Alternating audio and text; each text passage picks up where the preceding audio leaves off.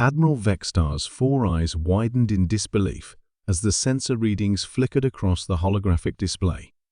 The massive dreadnought Eternal Dominion shuddered slightly as its quantum scanners locked onto the approaching vessel. What they detected should have been impossible.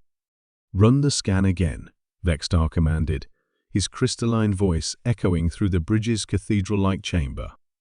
The Zephyrian officer's translucent skin pulsed with nervous bioluminescence. Commander Thiska, a six-armed arachnoid from the Kepler cluster, manipulated the sensor array with practiced precision. Her mandibles clicked anxiously as the results appeared. "Sir, the readings are consistent. Energy signature matches no known Imperial classification. Hull composition appears to be primitive ferrous alloys and titanium composites." "Primitive?" Vextar's voice cracked like breaking crystal. "Then explain to me how that primitive vessel just punched through our quantum barriers and disabled 3 heavy cruisers in under 30 seconds. The bridge crew of various alien species exchanged worried glances. The Galactic Empire had ruled for over 2 millennia, its technological supremacy unquestioned across 50,000 star systems. Yet here was a ship that defied every principle of their advanced physics. The human warship Tenacious hung in space like a predatory beast, its angular hull bristling with weapon systems that seemed almost crude by Imperial standards. No elegant energy matrices, no crystalline power cores visible through translucent armor, just raw, industrial pragmatism wrapped in battle-scarred metal. Captain Sarah Chen stood on her ship's compact bridge, studying the massive Imperial formation through tactical displays. Her crew of 200 humans represented Earth's first deep space military expedition, launched after humanity had reverse-engineered technology from a crashed Imperial scout ship 50 years prior. "Status report," Chen ordered, her voice calm despite the odds. They were outnumbered 300 to 1. "All systems green, Captain," reported Lieutenant Commander Jackson from the weapons station. "Railgun batteries charged, fusion torpedoes loaded. The new gravitational manipulation drive is holding steady." Chen nodded. Earth scientists had taken a radically different approach to faster-than-light travel than the Empire's quantum fold technology. Instead of manipulating space-time through exotic matter, humanity had learned to briefly alter local gravity fields, creating temporary wells that pulled ships forward at tremendous speeds. It was crude, dangerous, and apparently undetectable by Imperial sensors. Aboard the Eternal Dominion, Admiral Vextar was experiencing something unknown in Imperial military doctrine: panic. His species had evolved from crystalline formations on a high-gravity world, developing perfect logical thinking over millions of years. Panic was inefficient, illogical, yet here it was. "How did they approach undetected?" he demanded. "Our quantum sensors monitor all dimensional frequencies." "Sir," ventured Lieutenant Zappic, a small tentacled being from the outer rim, "their technology appears to operate on purely classical physics principles.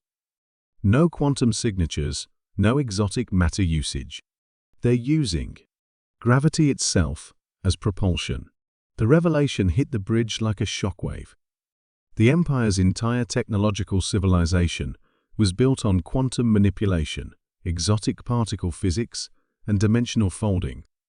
The idea of achieving faster-than-light travel through gravitational manipulation was considered theoretically impossible and practically insane. Gravitational drive? Vextar's crystalline form flickered with confusion. The energy requirements would be astronomical. The ship would need to generate the mass equivalent of a small star. Unknown to the Admiral, humanity had solved this problem through sheer stubborn ingenuity. Earth's fusion reactors, combined with antimatter containment systems and a revolutionary understanding of gravity waves, could indeed generate the necessary power, but only for short bursts and at tremendous risk. The Tenacious suddenly accelerated, not through space, but by pulling space toward itself. Imperial sensors, designed to detect quantum disturbances and exotic matter, registered nothing as the human warship seemed to teleport between positions. Impossible! Vexstar shrieked as his flagship shields flared under kinetic bombardment from what appeared to be simple metal projectiles. But these weren't simple.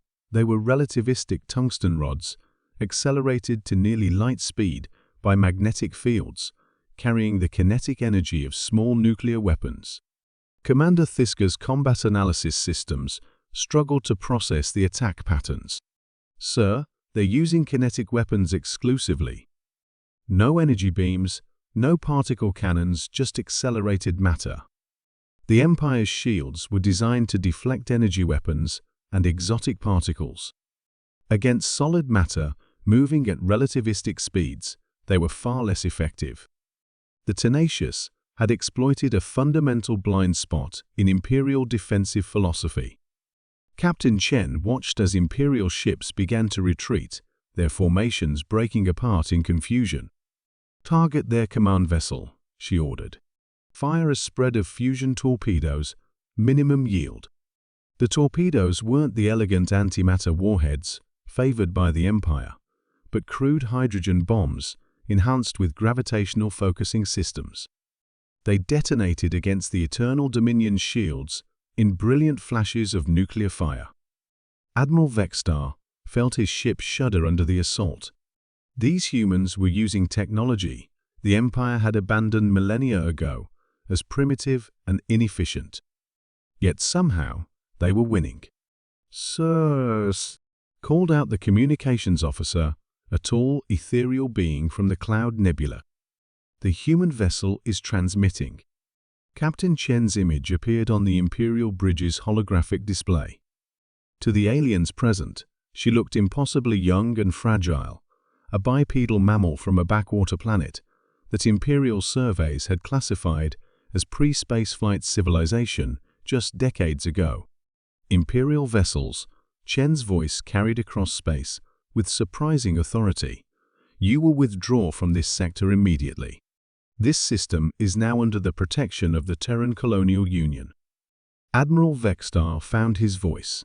You cannot be here. Your species lacks the technology for interstellar warfare." Chen's smile was cold as vacuum. "Apparently, your intelligence was wrong. We've been watching you, Admiral. Learning. And now we're expanding beyond Earth. You can retreat with dignity, or we can demonstrate why human military doctrine emphasizes overwhelming firepower." The threat hung in space between them. Admiral Vexstar, representative of a civilization that had conquered most of the galaxy, faced the impossible reality that a species using primitive technology had outmaneuvered and outfought his fleet. As the Imperial formation began its withdrawal, Vexstar realized that the galaxy had fundamentally changed. Humanity had entered the cosmic stage, not through the Empire's path of quantum sophistication, but through raw determination and mechanical ingenuity. The age of Imperial supremacy was ending, and the era of human expansion had begun.